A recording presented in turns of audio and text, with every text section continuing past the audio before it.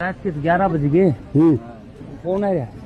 भीड़ मच रही है। उरे हाँ अरे भाई ये रामपाल महाराज के प्रेमी हैं। अच्छा। हाँ जितने और बहुत अच्छे आदमी चाहिए। इनके तो दर्शन भी अच्छे हैं। अच्छा हाँ है क्या ये बात है? ये बतड़ा में है ना। हाँ इनके बतड़ाने में मिठास है। अच्छा हाँ ठीक बात है। और इनके दर्शन अच्छे हैं। आपने बात बताऊं हाँ, हाँ। महाराज की तो जिक्र छोड़ो आप। हाँ ये तो बहुत अच्छे आदमी है। अच्छे। गांव में आज ताई हाँ आमी 60-65 साल के हो गए। मैंने नहीं देखा ऐसा दानवीर या तो करण सुनिया था हाँ या महाराज राजपाल है भाई।